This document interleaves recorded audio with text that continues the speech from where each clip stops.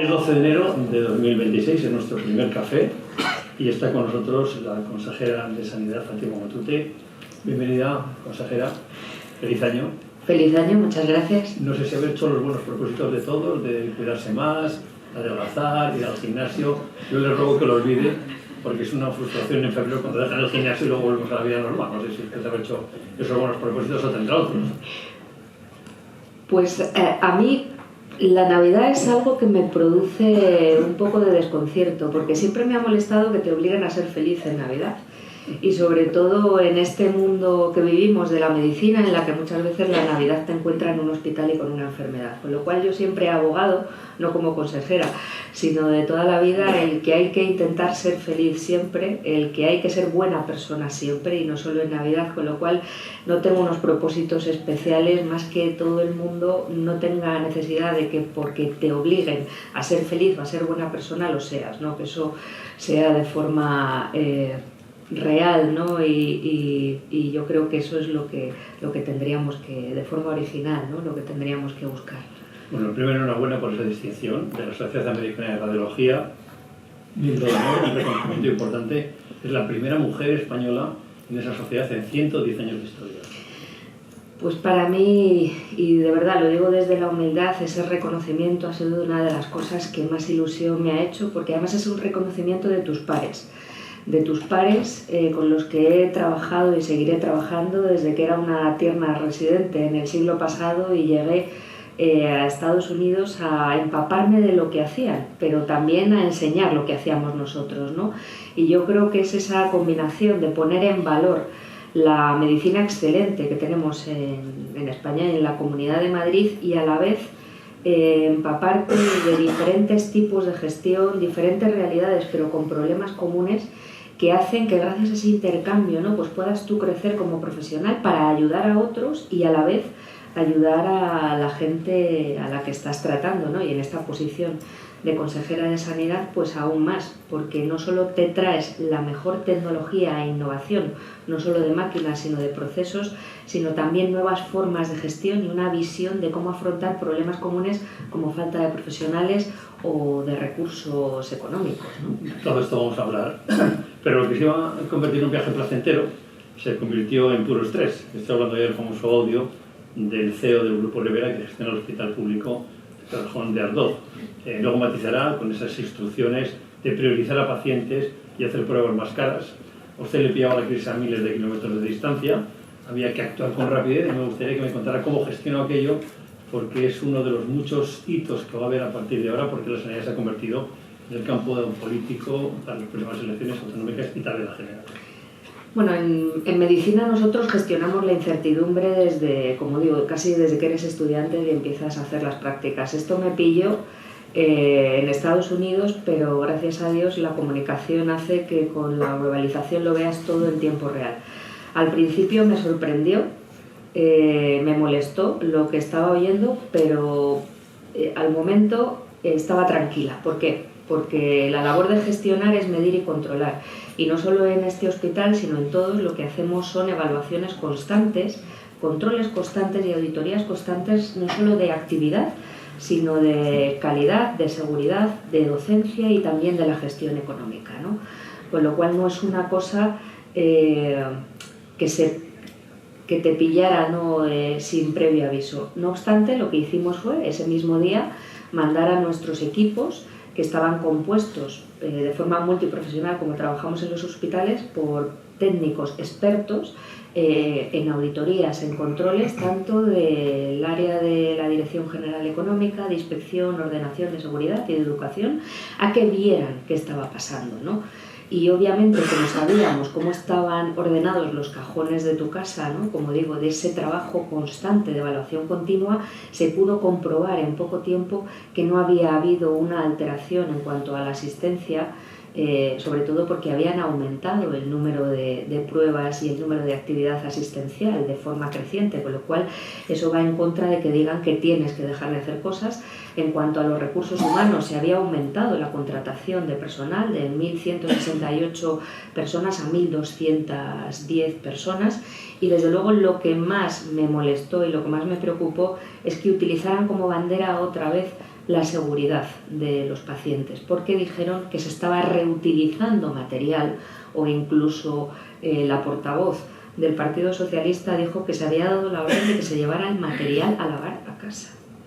Y eso me pareció gravísimo, porque eso sí que es un delito de salud pública. No obstante, como es nuestra obligación, aunque se hacen controles de forma habitual, como marca la norma, fuimos a hablar con los profesionales de medicina preventiva del hospital. Obviamente fuimos a esterilización, hablamos con los jefes de los servicios que decían estaban involucrados, en este caso cardiología, y comprobamos que todo estaba correcto, que el material no se reutilizaba. Vimos el registro del material que estaba para esterilización, que era material que se podía esterilizar. Vimos el material que se iba a destruir y comprobamos que eso era absolutamente incierto. Pero sobre todo por los profesionales, porque a mí lo que me preocupa de todo esto, aunque el paciente está en el centro, es que el profesional no puede ser atacado.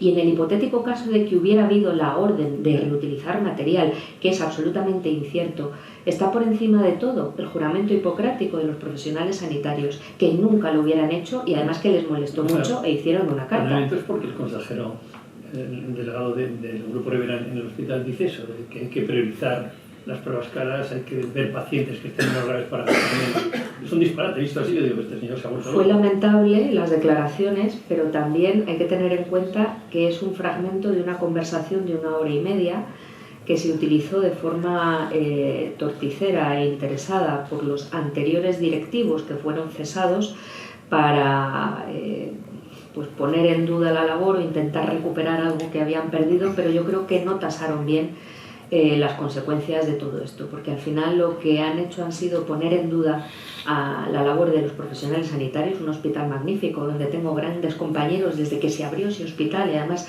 estos hospitales que empiezan como una familia, ¿no? Pues hay un sentimiento de familia, de pertenencia y de que les están atacando importante.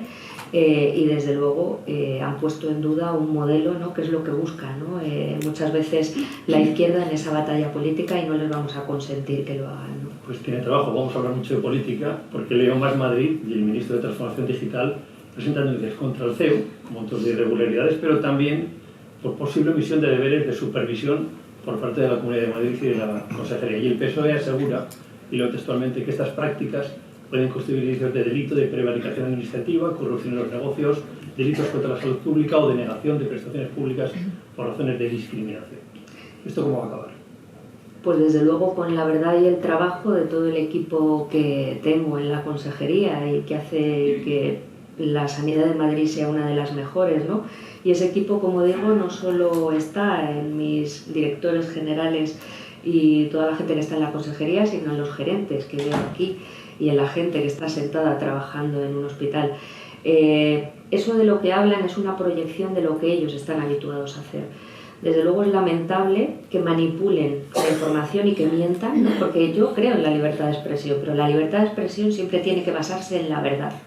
Y desde luego la verdad la tenemos nosotros. Falta de supervisión, mienten, porque hacemos auditorías de forma constante, hacemos controles, hacemos evaluaciones, pero no solo en estos hospitales concesionados, en todos los hospitales de titularidad pública de la Comunidad de Madrid, porque es nuestra obligación, de forma periódica y reiterada, y cuando nosotros podemos detectar que hay una irregularidad o hay cualquier aviso, lo hacemos, con lo cual mienten. Y el delito de salud pública lo cometen ellos, porque son capaces de generar el desconcierto y la crispación entre la población, haciéndoles pensar que utilizando material reutilizado se les puede dar una peor atención. O una señora que está sentada en su casa y a su niño le han operado en el hospital de Torrejón, ¿le han podido pegar algo? Eso me parece lamentable y me parece muy triste que profesionales sanitarios, médicos como yo, tanto del PSOE en la Asamblea como la propia ministra, sean capaces de utilizar ese tipo de argumento para atacar el mayor tesoro que tenemos, que es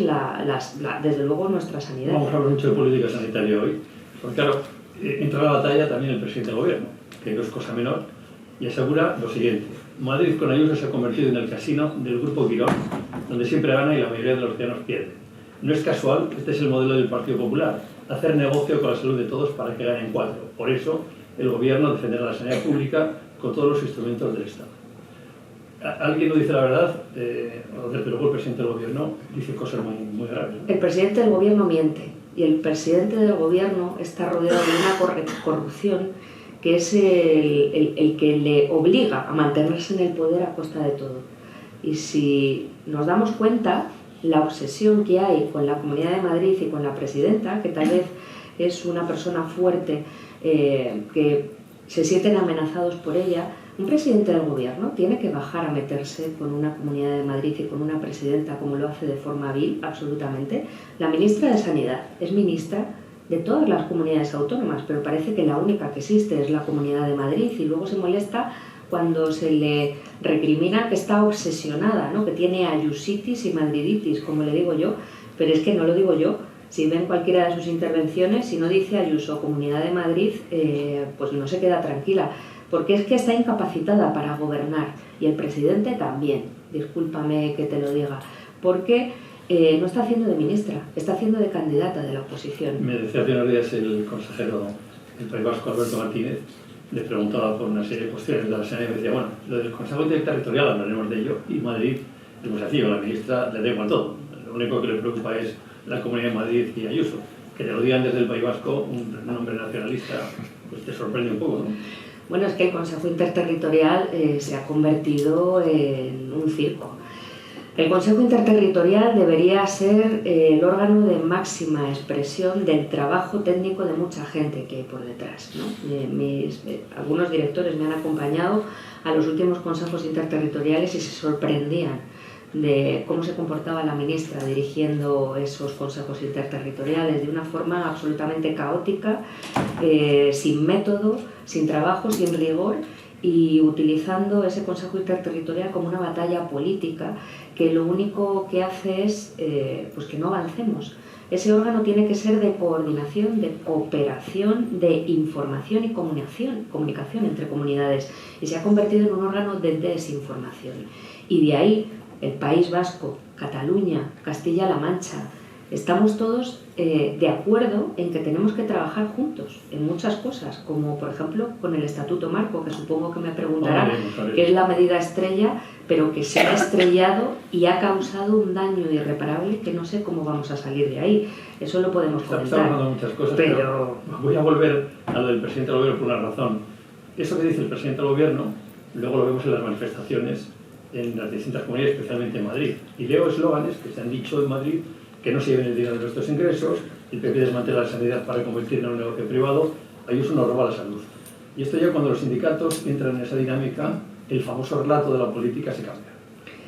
Bueno, pues eso es mentira. Y es mentira con datos que tenemos claramente en todas nuestras memorias, en todos nuestros presupuestos que son públicos. Hablan de que desmantelamos la sanidad pública, ¿no? Y habla de la privatización, el presidente del gobierno y la ministra. Pues le voy a decir, los primeros que empezaron a hacer esto fue Felipe González con la Ley General de Sanidad, pero es que la primera que privatizó un hospital fue María Jesús Montero, médico por cierto, que tampoco ha ejercido mucho ni sabe lo que es ser médico, que privatizó el Hospital de la Victoria en Málaga y que echó a 9.000 profesionales sanitarios cuando estaba de consejera, entre otras cosas que hizo mal.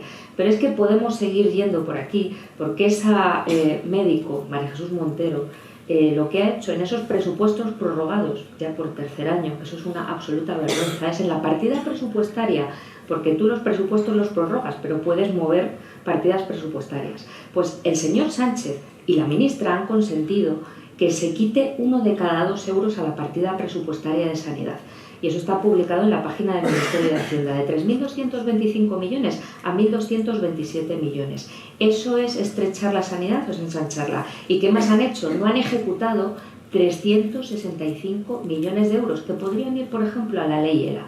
¿Qué hemos hecho en la Comunidad de Madrid? Desde que está la presidenta hemos aumentado 2.200 millones de euros. Y es falso cuando hablan de que se trasvasa dinero de la hospitales de titularidad pública, no nos engañemos, de gestión directa a los de gestión indirecta. Es absolutamente falso.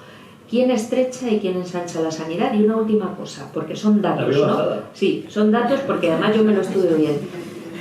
Tenemos una necesidad absoluta de invertir en sanidad, porque me parece lo más preciado, porque como decía la canción, sin salud no hay absolutamente nada. Y necesitamos todas las comunidades autónomas más presupuestos finalistas, que no nos dan, ¿no? Ahora podemos meternos también con el tema de la financiación autonómica, etcétera. Pero es que la señora Montero, médico, que de consejera lo hizo bastante mal también, ha perdido 111.000 millones de euros de fondos europeos que se van a tirar por el desagüe. Y el señor Cuerpo otros 60.000 millones que no vamos a poder usar. Todas las comunidades autónomas no solo nos lamemos las heridas, sino que damos soluciones y estamos en disposición de presentarles proyectos para que ese dinero se pueda ejecutar. Y además el señor Sánchez miente y la ministra miente cuando dicen que nos han repartido 300.000 millones a las comunidades autónomas. ¿Pero qué me están contando? Hay fondos europeos que no son suyos, que las comunidades autónomas se van a Europa, presentan el proyecto y cuando lo tienen ejecutado, como el Hospital 12 de Octubre, y vienen señores de Europa y ven que está bien hecho, te dan el dinero que tú tienes que adelantar. Y ese dinero no nos lo da el gobierno, lo da el bolsillo de los madrileños que dan impuestos. Voy a frenar un poco. Hace un año me acuerdo que decía, no tiene experiencia política la consejera, menos mal. Bueno, pero es método, o sea, yo creo que es aplicar el sentido común. Y tú cuando gestionas tienes que aprender, como digo yo, de la microgestión a la macrogestión y por eso un estudiante tiene que tener la cultura de gestión, seguridad y calidad. Ya voy a meter el dedo en el ojo ya que estamos hablando de política. El presidente hace sus cosas, da sus consignas, van a las manifestaciones y luego algunos medios de comunicación, con los que usted se lleva bien con unos y regular, digamos, con otros, hacen su trabajo. Le voy a dar unos titulares, podrían leérselo de cualquier cosa que tenga que ver con la sanidad de Madrid, pero ya que hemos hablado de Torrejón, le voy a leer tres, que solo quiero saber si es verdad o mentira. El País. La consigna de Torrejón vino precedida de un plan de saneamiento para que la matriz ganara más dinero con sus acciones. La Sexta. Los intentos de sacar beneficios de la UCI acabaron con el 80% de los médicos que se marcharon. Es un sistema perverso donde el dinero es el centro. La Televisión Española, la empresa gestora del hospital, despide a 4 directivos que denunciaron la orden del CEO en el canal ético. Muchos frentes abiertos para la sanidad. Bueno, todos esos titulares, como digo, son manipulados. Bueno, pero hay otros medios de comunicación. Lo que está claro es esa obsesión, la obsesión perversa con Madrid sí que es interesante. Porque si se da cuenta, los resultados en salud, que son tozudos, son los que te dicen si se hacen las cosas bien o mal y desde luego no nos conformamos y tenemos que seguir mejorando. El mayor indicador de salud, la esperanza de vida. En Madrid, casi 87 años. Eso es porque el tema sociosanitario está bien. 9 de cada 10 euros van a recursos sociosanitarios. Cuando hablamos de rankings mundiales, en el Newsweek, en Forbes, siempre los hospitales madrileños están ahí. 6 de los mejores hospitales del mundo son de la Comunidad de Madrid. Si hablamos a nivel estatal, en España, 6 de los 10 mejores hospitales están en la Comunidad de Madrid. Aunque les pese, tenemos las menores listas de espera quirúrgicas, diagnósticas y de consulta. Y publicamos los datos mes a mes que no hacen otras comunidades autónomas. Nosotros tenemos 49 días, con la media española de 128 o de Cataluña de 148 días. ¿Por qué se fijan solo en la Comunidad de Madrid? Y como digo, no nos conformamos, pero es que somos líderes en trasplantes, líderes en terapias avanzadas, que 1 de cada 4 se dan a gente de fuera de la Comunidad de Madrid, que tenemos 109 centros, servicios y unidades de referencia, es decir, servicios excelentes que tratan patología compleja que no se trata en otros sitios y que vienen derivados de otras comunidades autónomas para que les tratemos. Muy mal no lo estaremos haciendo, pero solo quieren meter el dedo en el ojo a la Comunidad de Madrid porque les oponemos un problema, porque nosotros tenemos el trabajo y la verdad y eso les molesta, desde luego. Y eso es mentira, o sea, todo lo que dicen es absolutamente falso, pero me está dando la referencia de unos medios que creo que están un poquito beneficiados, a lo mejor también política y económicamente por el gobierno, ¿no? Para mantener esos mantras que por mucho que lo repitan no van a ser ciertos. Se me está ocurriendo la broma, usted solo falta hacer TikTok. No puedo contar todo esto en un minuto. Bueno, he visto aquí he visto gerentes de hospitales públicos de Madrid que evidentemente funcionan como relojes. Siempre hablo del mío, que es el Puerta de Hierro, que por decía Julio, que es al que mejor tengo que cuidar, obviamente, porque estoy cerca de mi hospital. Pero bueno, he visto también gente de la privada. Nuestro Juan Vidal, nuestro tío Juan en medicina responsable, que ha venido con el director médico del Grupo Quirón. Juan fue profesor mío en el Hospital del Aire. Si es que este mundo es maravilloso. Juan es inmortal, hemos llegado a la conclusión de que Juan Vidal es inmortal. Es maravilloso. Cuando hablamos del sistema de salud, hablamos de salud pública y privada. Entonces, ¿por qué esta fijación con la privada desde el Ministerio de Sanidad? Cuando todos sabemos que si la privada colapsaría la pública, es decir, tenemos el número de consultas que se hace al año, de camas, de operaciones, el porcentaje de la población que lo utiliza. No es posible que convivan políticamente la pública y la privada cuando es algo que todo el mundo está de acuerdo en que es necesario. Pues es que en gestión sanitaria el problema es que no saben, es que es poner a un sectario al cargo de un ministerio en vez de a un profesional sanitario que ama la vida. Porque en sanidad esto es un maravilloso mestizaje de la pública y de la privada, pero no solo en asistencia. Yo no me voy a poner a hacer resonancias magnéticas, ni como decían hacer una agencia estatal de farmacia, que querían hacerlo. Es un mestizaje de sociedades científicas y asociaciones de pacientes, de colegios profesionales y de la industria maravillosa que hay aquí, que nos permiten vacunar a la gente, que nos permiten llevar el oxígeno, ¿no?, a los domicilios, y que trabajamos de forma coordinada como en el apagón, hablábamos, ¿no?, que conseguimos en un simulacro que no era simulacro, para el que no estábamos preparados, poder atender a todo y cada uno de los pacientes electrodependientes y con esas necesidades. Con lo cual a mí me molesta mucho que ataquen un sistema que desde luego tiene que mantenerse así, y lo vuelvo a repetir. No estamos dispuestos a que nos intenten llevar a un sistema sanitario cubano, nicaragüe, venezolano, coreano del norte. ¿Queremos eso? No. Y yo absolutamente, me resisto y no les voy a dejar, porque además, con la transparencia, la auditoría y unas reglas del juego bien establecidas, podemos, todos estos gerentes maravillosos de nuestros hospitales terciarios, secundarios, de media estancia, no nos olvidemos que es importante aquellas personas que necesitan de cuidados intermedios antes de llegar a casa, de la pública y de la privada, que trabajemos para dar la mejor asistencia en una Comunidad de Madrid con una libertad de elección que permite que pongas la salud en manos de quien mejor piensas que te va a tratar, y que da un servicio excepcional en el que diagnosticamos cualquier cosa y tratamos cualquier cosa. O sea, me voy a tener que ir cortando porque había muchísimas preguntas, pero la veo avanzada hoy. Por cierto, he visto otros gerentes a los que quiero saludar, del Clínico César, Julio, el del Niño Jesús, en fin, a todos muchas gracias por venir. Son espléndidas personas también. Todos y cada uno. El trato personal son espléndidos y el profesional seguro que también. Más cosas, vamos a hablar mucho de la ministra, me da la impresión. Hay cosas que no entiendo muy bien. Hacienda pide a las comunidades autónomas información sobre su gasto en sanidad.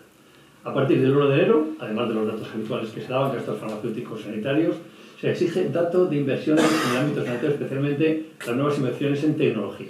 Y la medida dice que tiene por objeto fiscalizar el comportamiento de esa cuenta de gasto y asegurar la sostenibilidad a medio y largo plazo. ¿Usted cómo interpreta esto? Pues que hace ruido. La ministra, la vicepresidenta Montero, ¿no?, mi compañera médico que no ha ejercido de médico, lo que se debería de encargar, por ejemplo, hablando de sanidad, es que la inversión que haya en sanidad es de un 6,7%, en los países de Europa es de un 13%. Ella está ahora al cargo de todo eso, que nos dé más dinero. ¿Por qué quiere fiscalizar esto?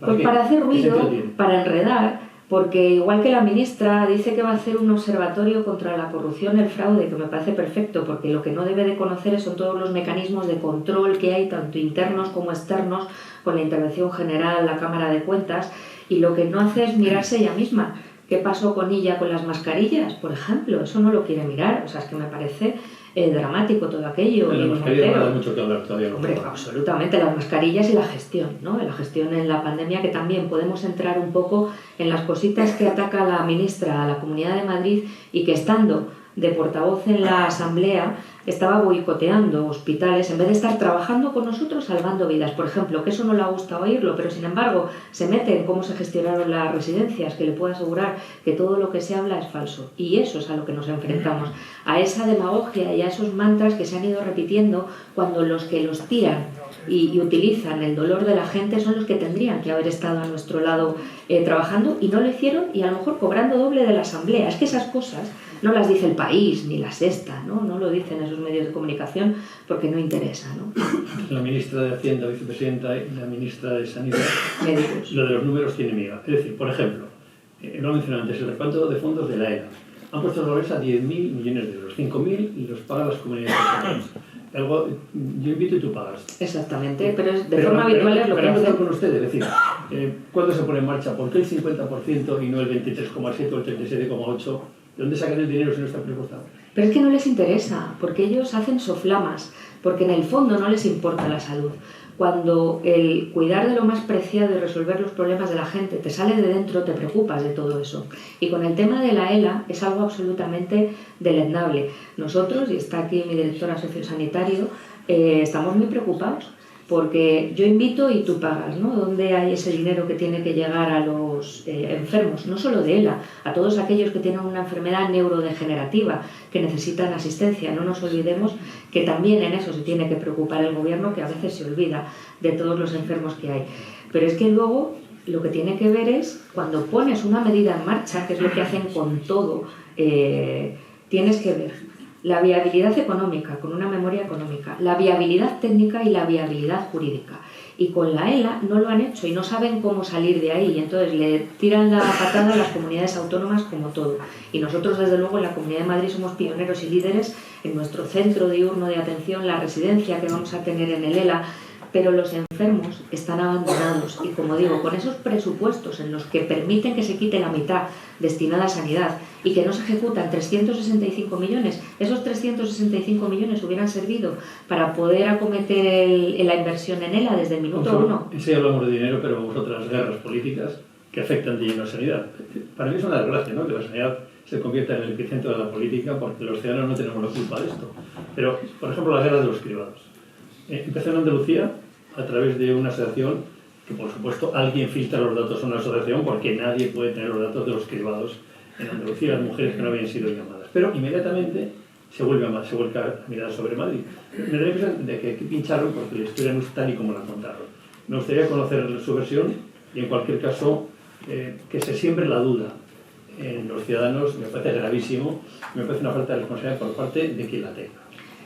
Pues era lo que hablábamos, es un modus operandi. Siembran la duda hablando en Torrejón de que se está reutilizando material de un solo uso y que pues, se puede poner en riesgo la salud de las personas, y con el cribado, que es una de las cosas más valiosas, porque una de nuestras líneas estratégicas es hablar más de salud que de enfermedad, ¿no? Porque con nueva evolución del Sistema Nacional de Salud, en el que no se están ocupando, porque estamos funcionando con modelos de los años 70, ¿no? Y el aumento de población, la cronicidad, la mayor esperanza de vida y la falta de profesionales en los que no se ha trabajado, y yo tengo soluciones que no ponen en marcha, una de las cosas es el cribado, el diagnóstico precoz. Y son modelos sólidos que llevan funcionando muchísimo tiempo. La mama, por ejemplo, más de 25 años. Además, en mi experiencia profesional, porque yo sí que he trabajado, yo me encargué del cribado de la mama en el Clínico San Carlos. ¿Qué pasa en Madrid? Porque de Andalucía, que se asume que ha habido... Intentan hacer una comparación y denostar algo que se pasaron también en Andalucía. Yo creo que se orientó muy mal y no se supo explicar bien lo que había ocurrido. Pero en Madrid, desde luego, nosotros medimos y detectamos errores de forma constante. Entonces, en el cribado, esto fue en concreto con cartas que había sobre el cribado del cáncer de colon. En el SERMAS no hubo ningún tipo de alteración. Fue la empresa Indra, no sé si les suena, porque ponen a carguitos cercanos al PSOE en esta empresa, que es una empresa contratada para enviar cartas de comunicación. Hicieron una actualización informática que no nos comunicaron, y en esa actualización informática salieron cartas con el mismo resultado para unos 500 pacientes. Nosotros, en cuanto lo detectamos, en menos de una semana solucionamos ese problema de comunicación que era culpa de la empresa Indra. Y gracias a que tenemos a los médicos de familia, que son los que se encargan de seguir a estos pacientes, que tenemos una comunicación a través de SMS y llamadas telefónicas, y lo que hicimos en una semana fue detectar qué había ocurrido. La empresa se puso las pilas solucionando todo esto, y nosotros avisamos a todos los pacientes por distintos medios, y desde luego ningún resultado que estaba en la historia clínica del SERMAS estaba alterado. Nosotros teníamos los resultados correctos. Ninguna de las personas vio alterada su proceso asistencial, es decir, si había que hacerle una prueba se le hizo en tiempo y forma, y desde luego esto, como digo, se resolvió en menos de una semana. Lo intentaron retorcer. ¿Y qué hicieron? Que había muchísima gente, no solo en Madrid, sino que en ese Consejo Interterritorial, y se lo echamos en cara a la ministra, empezaron a llamar mujeres y hombres diciendo: yo me he hecho una mamografía, estará mal, de toda España, porque crearon la duda, la incertidumbre, y que la gente no se fíe de esto. Mírame, porque eso llegó a un Consejo Interterritorial y la ministra, cuando se fue, les llamó cafres a los consejeros del PP porque ni más ni menos, ojo, no es una broma, habían boicoteado la posibilidad de dar respuesta a una crisis de confianza en la sanidad y estaban sacrificando a las mujeres españolas. Claro, aquí cuando yo leo esto, digo, bueno, alguien tendrá razón y alguien miente otra vez, pero es muy serio. A ver, eso fue... No, absolutamente. Y en ese Consejo Interterritorial nos levantamos por la falta de respeto constante y la falta de contenido que tenía ese Consejo Interterritorial. Y no fue por los cribados por lo que nos levantamos, fue por un acúmulo de desgraciadas circunstancias que hicieron que no pudiésemos permitir precisamente que se nos siguiera manipulando así a la población y que realmente ese órgano tenga el valor que tiene que tener. 2 días antes de ese Consejo Interterritorial, el director general de Salud Pública mandó un WhatsApp y luego un correo, porque esas son las vías oficiales que tienen para decir que como la ministra Montero, también médico, no iba a dar permiso a que se cambiaran unos fondos, no se iban a llegar los fondos destinados precisamente para salud pública y los cribados, en concreto 20 millones. Y ya fue el cúmulo de muchas otras cosas que había habido, porque normalmente hacemos consejos interterritoriales sin tener toda la información, o nos llega la información de cosas que hay que tratar 10 minutos más tarde. ¿Puede decir cómo funciona el consejo? Porque usted me lo refrenda. No me lo contó usted, ni ningún consejero del PP. Voy a decir el nombre porque es un consejero que no es del Partido Popular. Dice, los consejos vamos con un orden del día. Cuando llegamos se trata otro y la ministra dice que hemos hablado de otras que no están ni en el orden del día ni lo que hemos hablado dentro de la sala. Y además lo anuncian en redes sociales antes de que hayamos votado y hayamos decidido algo. Entonces fue ese cúmulo de circunstancias lo que hizo que nos levantásemos. Y además que hiciéramos un manifiesto y que dijéramos que estábamos dispuestos a volvernos a sentar siempre que se respetaran las normas de ese Consejo Interterritorial, porque además es un insulto no solo para los consejeros, sino para la población a la que tenemos que servir, porque como digo, ese Consejo Interterritorial es el resultado del trabajo de muchos técnicos de nuestras direcciones generales que trabajan en conjunto, independientemente del color político de todas las comunidades autónomas, para, juntando los problemas comunes con las distintas idiosincrasias, llegar a las mejores soluciones.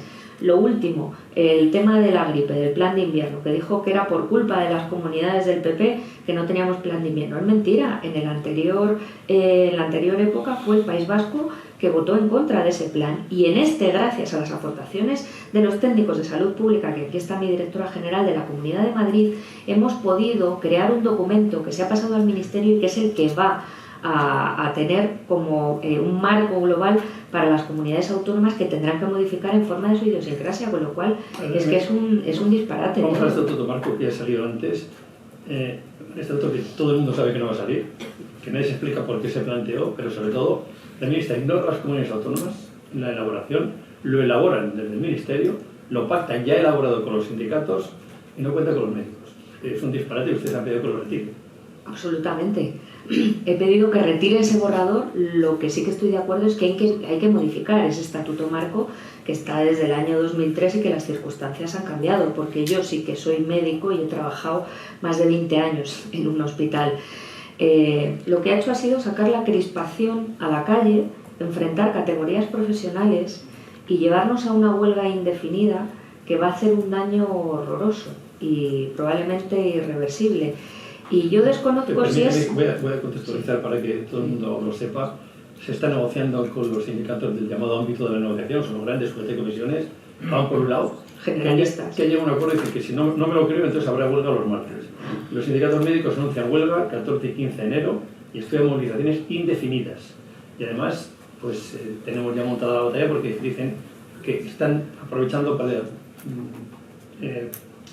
llevar sus reivindicaciones no solo al gobierno central, sino a los autónomos, con lo cual va a haber aquí un café para todos. Pero yo como ciudadano, la puedo asegurar que no entiendo estas huelgas indefinidas, estas huelgas que están retrasando las consultas, que están acumulando listas de espera, que yo como ciudadano digo, pero esto, ¿qué culpa tengo yo de todos estos líos que tiene la sanidad? Ninguna. La culpa la tiene el que Pedro Sánchez haya regalado la sanidad a un partido minoritario que, como digo, en vez de a un profesional que gestionara, ha puesto a una sectaria, ¿no? Y si hablamos ya del secretario de Estado, apaga y vámonos, que por cierto hay muchos técnicos que funcionaban maravillosamente en el Ministerio de Sanidad que han huido, ¿no? Y no hay prácticamente gente con experiencia. ¿Qué ha pasado con el Estatuto Marco? El Estatuto Marco ha nacido mal de origen y yo empiezo a creer que ha sido aposta para reventar este sistema sanitario y que no se hable de otras cosas, porque probablemente la ministra no vuelva a trabajar nunca en un hospital y tiene otros visos políticos, por ejemplo, intentar luchar por el puesto de presidenta de la Comunidad de Madrid, que no lo va a conseguir. ¿Qué hizo? Sacó de un cajón, ella va sacando de los cajones cosas que hay y dijo, bueno, pues el Estatuto Marco que está aquí, ¿no?, que hay que revisarlo. ¿Qué habría que haber hecho? Hacer un diagnóstico de cómo está el Sistema Nacional de Salud, qué profesionales sanitarios necesitamos y qué financiación sanitaria necesitamos. Luego, cuando tú vas a hacer algo, tienes que ver qué mimbres tienes y tienes que hablar con Función Pública, que es la que lleva el Estatuto Básico del Trabajador, con Hacienda, para ver qué dinero tienes, y en este caso con Ministerio de Trabajo y a lo mejor con Educación, que tampoco se hizo, ¿no?, para ver lo que quieres plantear. Luego te pones a hablar con los expertos, que son los técnicos de las comunidades autónomas y las comunidades autónomas, para ver cómo puedes afrontar el problema, porque las competencias están transferidas. Y luego ya te vas a hablar con el ámbito y el foro de la profesión, con todo eso. ¿Y qué hizo ella? Se reunió con algunos sindicatos, pero no sabemos con quién, desde luego no con todos. ¿Qué hizo? Que es muy grave. Sacó el debate a la calle, antes de saber si todo esto estaba así. Y algo que me parece gravísimo, y aquí yo creo que hay representantes de todos los profesionales sanitarios, ha enfrentado categorías profesionales, ha vuelto a salir la lucha entre médicos, enfermeras y otra serie de categorías, y eso es inadmisible, porque crea falsas expectativas y vende humo. No puede enfrentarnos a las categorías profesionales, que ya lo habíamos superado, y sobre todo con algo que no es viable, porque intenta, con una imposición política irracional, crear unas obligaciones administrativas que no son factibles si no hablas con Función Pública y con Hacienda, como pasó con Muface, porque no se hablan entre ellos, porque están enfadados. PSOE, Sumar, voy a hablar de los ciudadanos. Es decir, ha habido 4 días de huelga en diciembre, va a haber 2 en enero en Madrid, Galicia, País Vasco y Andalucía, que son las 4 comunidades, pero se anuncia incluso una huelga indefinida. Yo como ciudadano, y supongo que los médicos, no lo entendemos. ¿Y ahora qué hacemos? ¿A quién acudimos?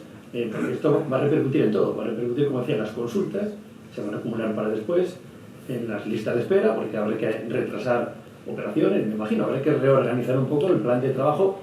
No digo ya una huelga indefinida, que espero que alguien tenga la sensatez de no hacer una huelga indefinida en el mundo. Pero para eso le hemos dado la solución. Las comunidades autónomas, hemos hecho un análisis, todas las comunidades autónomas, y además tú que conoces a consejeros de distinto color político te lo habrán dicho, todos estamos de acuerdo, los directores generales de recursos humanos, en decir, retire este borrador, no se pueden hacer las cosas así. Entonces primero hablemos con Función Pública, con Hacienda, con Ministerio de Trabajo, y veamos la viabilidad técnica, jurídica y económica, porque el sistema sanitario es un cubo de Rubik, es un Tetris, y entonces en cuanto tocas algo, el resto se descompone. Pero la va bien así a la ministra. Claro, porque no se habla de otra cosa, y está todo el mundo desasosegado y no te preocupas de la gestión. ¿Qué hacemos a partir de ahora? Pues en las urnas habrá que votar lo que corresponde, y desde luego ver que esta ministra, desde luego para mí como médico, como profesional sanitario, quedará como una sectaria que no ha querido gestionar ni ama la vida ni la sanidad, y como una traidora de sus compañeros, porque le gustaba mucho estar detrás de la pancarta, que se está muy cómodo haciendo soflamas de lo que hay que hacer, pero en cuanto ha gestionado, la pancarta no la ha tapado, y todo lo que pedía para sus compañeros y para los profesionales ahora se lo está denegando, y encima lo que está haciendo es insultar en esas mesas de negociación a sus propios compañeros y crear un clima absolutamente guerra civilista, que como bien dices no va a beneficiar ni al sistema sanitario ni a los ciudadanos. Una pregunta muy fácil que tiene que ver con todo esto. Si los médicos son buenos, la gestión de nuestros gestores es eficaz y el sistema sanitario es un ejemplo para el mundo, ¿qué falla?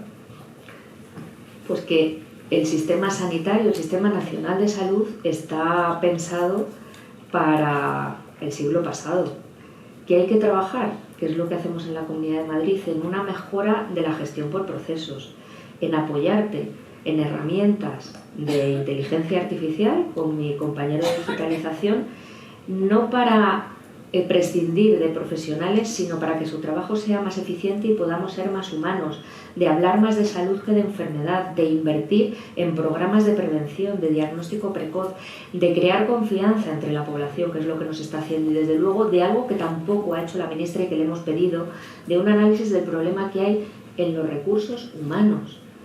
no es que necesitemos cubrir la tasa de reposición y además cada vez con mayor desencanto entre la profesión, ¿no? y mayor desafección, ¿no? Aunque los que somos médicos o profesionales sanitarios tenemos una vocación de servicio que nos llama a seguir dando lo mejor, y por eso nuestro sistema sanitario es grande y por eso es nuestra obligación trabajar por el paciente, pero para estos profesionales. Y el problema que tenemos es que se van a jubilar en los próximos 10 años aproximadamente 40.000 profesionales sanitarios, pero es que si hablamos de médicos, en la Comunidad de Madrid tenemos 17.000 médicos, pues en 10 años se nos van a jubilar 6.000.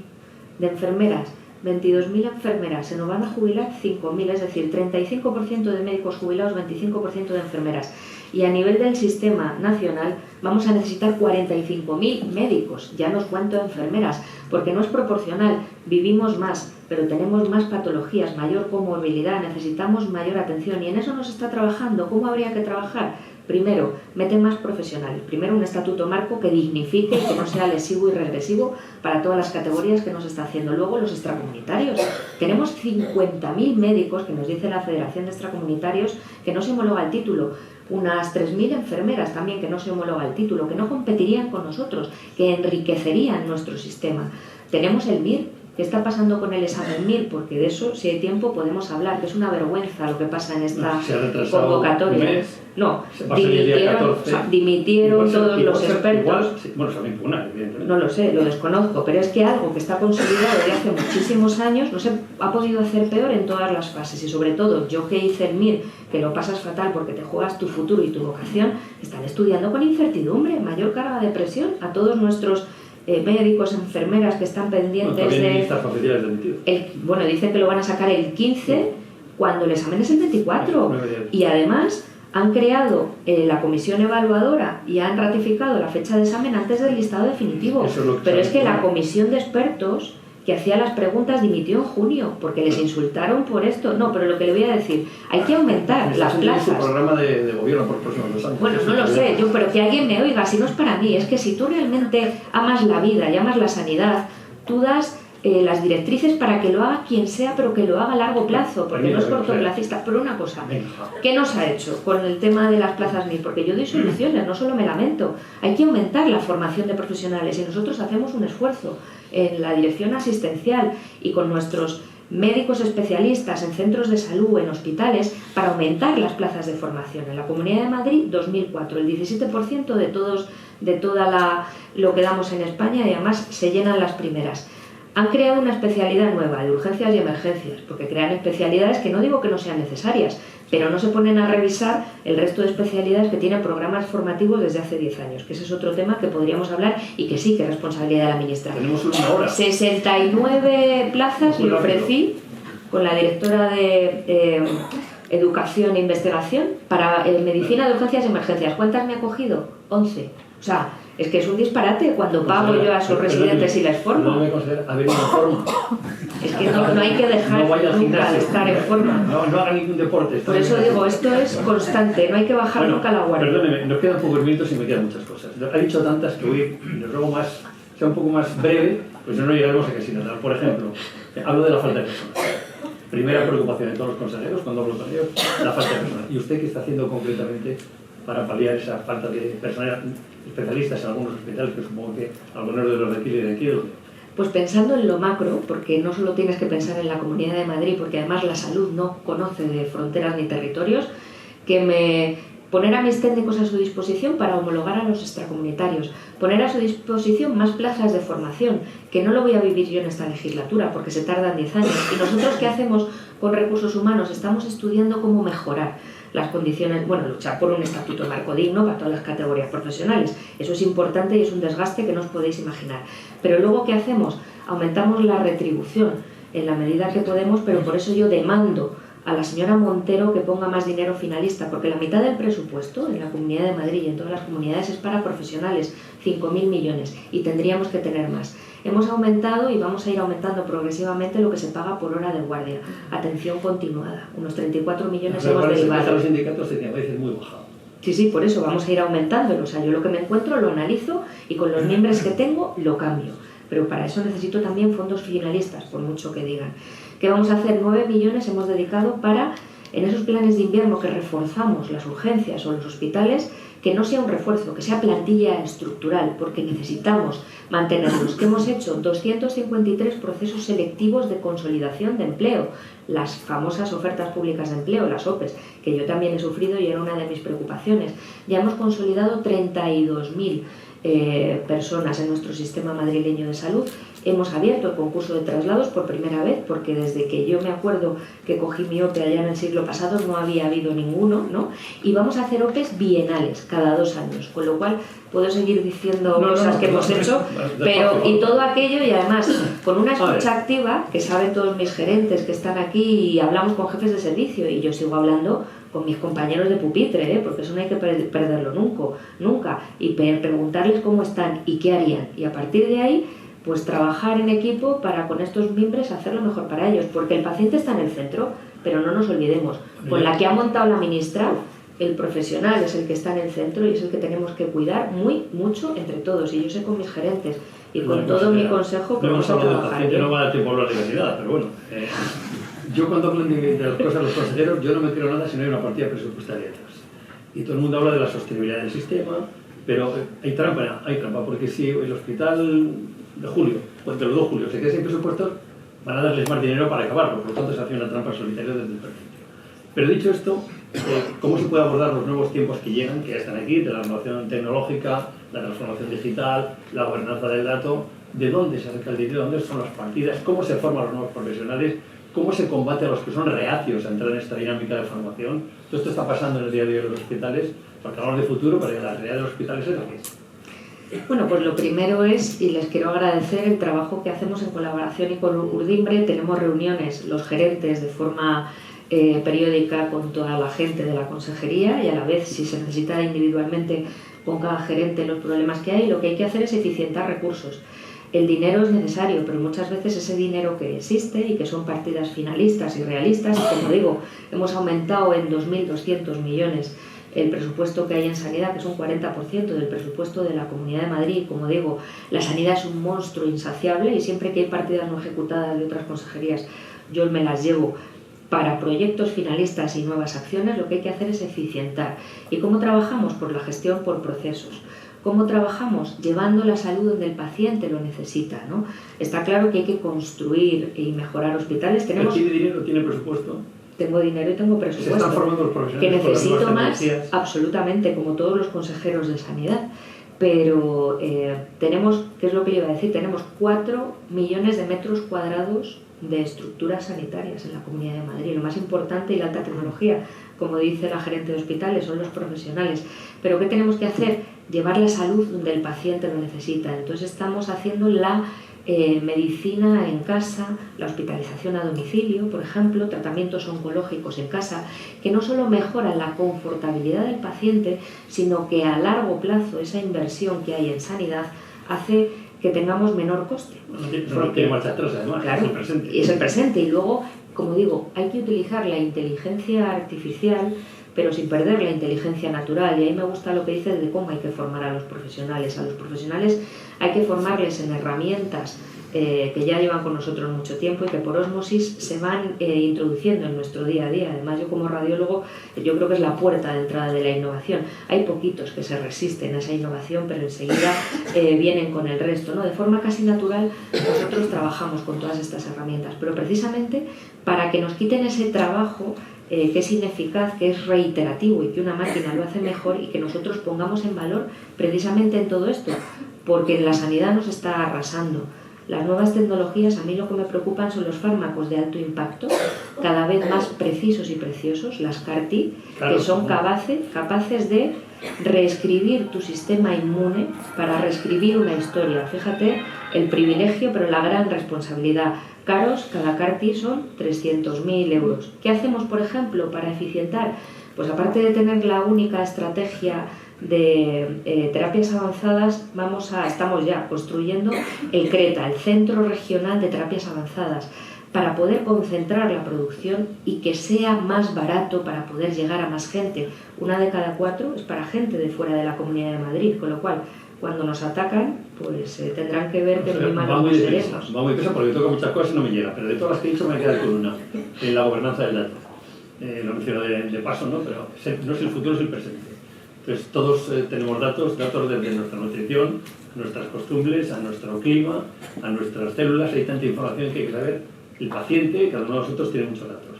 ¿Hacia dónde vamos en esa gobernanza del dato? ¿Cómo estamos de modernos o de avanzados? Pues en la Comunidad de Madrid? nuestro mayor datos tesoro... primarios y secundarios. Sí, primario y secundario, está claro, tanto para asistencia, para medicina predictiva, como para investigación, ¿no? Que es lo que hablamos.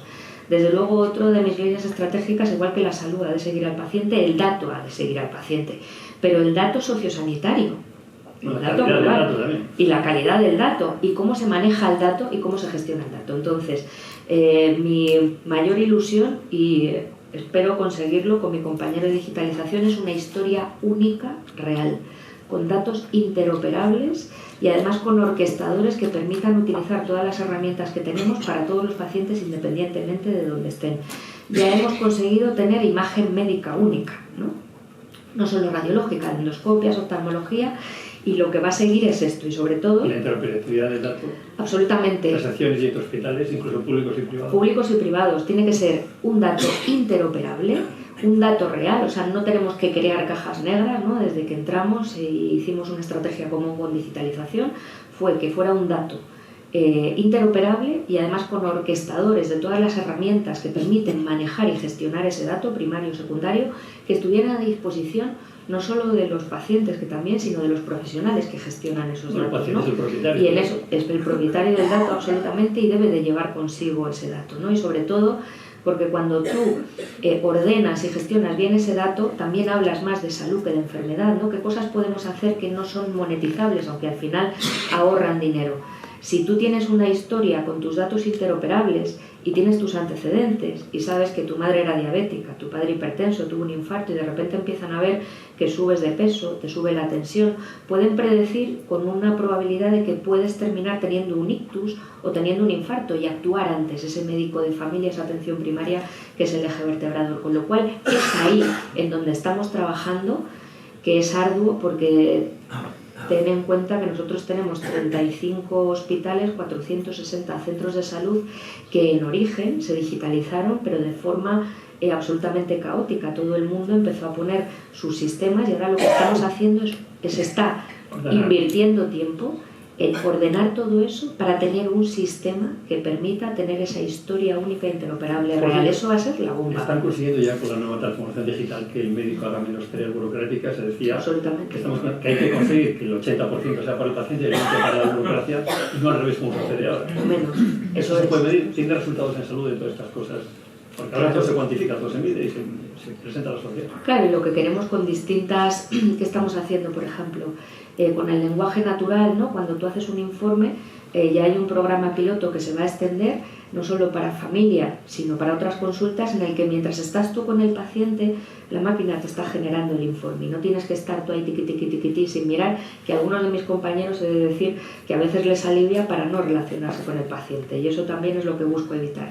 Que la máquina haga ese trabajo ineficaz, que lo hace mejor, y mientras yo te estoy mirando a los ojos y yo te estoy diciendo lo que te ocurre y te estoy diciendo lo que hay que hacer, porque eso también es cuantificable en la gestión económica, porque si tú tienes confianza en mí y tienes confianza con otros actores, como hablo siempre, con nuestros farmacéuticos, que también porque esto es multicategoría profesional y de distintas profesionales sanitarios, si tú confías en mí, tu adherencia al tratamiento es mejor y además es cierto, es más eficaz.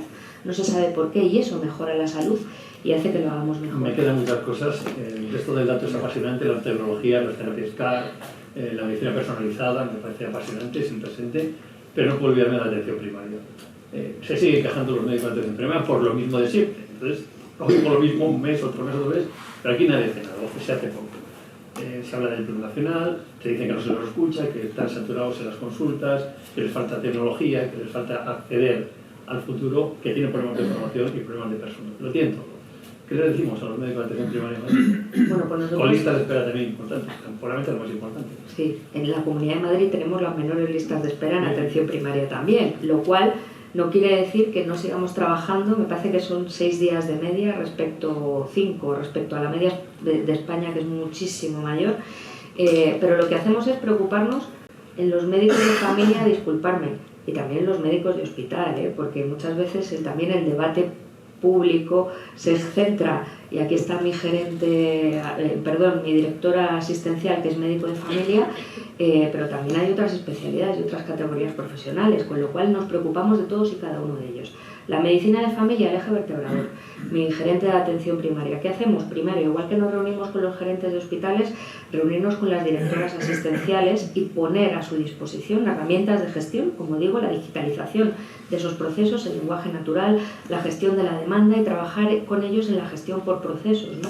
Que es lo que va a permitir que sea más eficiente. Trabajar con otras categorías profesionales, como son nuestras enfermeras y nuestros enfermeros, que tienen un valor maravilloso hoy en día y con la evolución de este paradigma de la salud que tiene que cambiar. Por eso digo que es que estamos anclados en procesos del siglo pasado y tenemos que relacionarnos las categorías profesionales con un valor y unas actuaciones que muchas veces no se reconocen, y de ahí vuelvo otra vez al Estatuto Marco, que ha hecho que se enfrenten categorías profesionales y que vuelvan a salir anticuerpos y que pueda hacer una cosa y que pueda hacer otra. Mi gerente de cuidados, que es enfermera, ¿no? Todos aquellos tratamientos y diagnósticos que puede hacer la enfermería y que nos ayuda de forma fantástica a los médicos cuando estamos trabajando, ¿no? Hay tanto por hacer, y desde luego en atención primaria el 27% de la inversión del presupuesto que se va en el SERMAS, casi 2.900 millones, va a atención primaria, y no es suficiente, claro que no. Por eso, señora Montero, señor presidente del Gobierno, no sigan mintiendo diciendo que dan 300.000 millones a las comunidades autónomas y sean realistas, y esos fondos europeos que se van a tirar por el desagüe, dénnoslo a las comunidades autónomas. No lo quiero solo para Madrid, lo voy a repartir, pero sería finalista para los profesionales sanitarios, para la primaria, para las medicinas de alto impacto y para esa medicina personalizada que necesitamos. Qué lejos queda la radióloga que conocimos hace un año.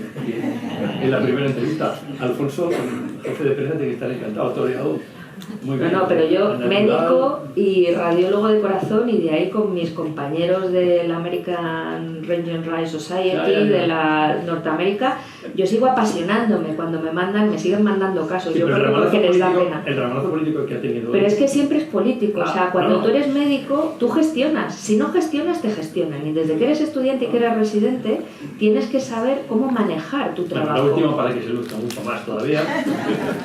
La ciudad Bueno, la Ciudad de la Salud es uno de los hitos que tenemos en este sistema madrileño de salud, y que hay muchísimos, de verdad. Hemos hecho muchas cosas y de verdad, chicos, os quiero agradecer, de verdad, lo mejor de este puesto, y siempre que he trabajado desde que era estudiante, ¿sabes lo que es? Las personas.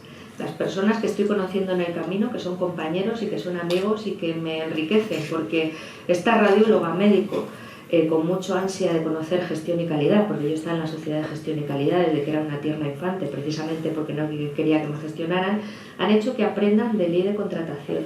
Mi SGT ha hecho que aprenda de temas legales, de lo que hay que hacer, de plazos, ¿no? De la Ciudad de Salud hablamos luego, ¿eh? No, pero perdón, es que la Ciudad de la Salud, que era algo que estaba un poco encallado, de forma absolutamente milagrosa, como otras cosas que hemos puesto en marcha, hemos conseguido hacer un proyecto que es muchísimo mejor del que se pensaba, en un tiempo récord. Van a ser el mayor complejo biosanitario de Europa, y diría yo del mundo, ¿no? Tengo compañeros catalanes que me dicen que me van a hacer un pino, una chapa, y les digo ya, pues tenéis la opción con Fair Play hacerlo mejor, porque va a juntar con una transición maravillosa la asistencia, la investigación con la docencia, con la facultad, en un campus uniforme que va a estar al servicio de toda la Comunidad de Madrid, porque aquí los egos los compartimos, ¿no? Tenemos que hacer cosas buenas, pero para compartir, que van a ser más de 1.000 millones. Ahora vamos a empezar ya con la protonterapia, que va a estar en esa Ciudad de la Salud. Como sabéis, en la Comunidad de Madrid va a haber 4 equipos de protonterapia, en ningún sitio del mundo los va a haber, con lo cual de ahí nuestra línea estratégica también en cuanto a la oncología, y va a permitir que se genere el conocimiento desde que eres estudiante hasta que eres ya un médico, un enfermero, un celador. Es que todos tenemos que aprender para que todo ese conocimiento, ese mestizaje tan importante, haga que se crezca, ¿no? Con un centro oncológico infantil que va a ser también de referencia para servicio de toda la Comunidad de Madrid, no digo solo de pacientes, sino para que cualquier profesional se nutra de ese conocimiento y pueda trabajar en esos sitios de excelencia. Y desde luego, pues eso es gracias a la labor de este equipo que ha hecho posible algo que parecía impensable, haciendo un proyecto aún más grande, ¿no? Esponjando todas esas estructuras, que sea algo referente, y probablemente, hablando con el embajador de Suecia, el Karolinska, era algo muy parecido, pues lo vamos a superar y, como digo, siempre dispuestos a aprender de quien lo hace mejor para intentar ponernos a su altura o superarlo. La ministra decía que es médico y madre, la cosa es médica y política ya. Bueno, yo soy persona, yo soy un profesional sanitario que ama la vida y que además cree que lo más importante es solucionar los problemas, y además que me educaron disfrutando del trabajo bien hecho, ¿no? Y eso es lo que estoy consiguiendo, y lo único que espero que pueda dejar es una sanidad mejor de la que me lo dieron, porque también hay que agradecer el trabajo previo de toda la gente que estuvo en esta Consejería de Sanidad, que ha hecho posible que desarrollemos muchos de los proyectos que tenemos ahora. Y desde luego yo no quiero que a mí me recuerden, sino que vean que este sistema madrileño de salud es mejor de lo que nos lo dejaron, y desde luego eso es lo que espero. Pues muchas gracias.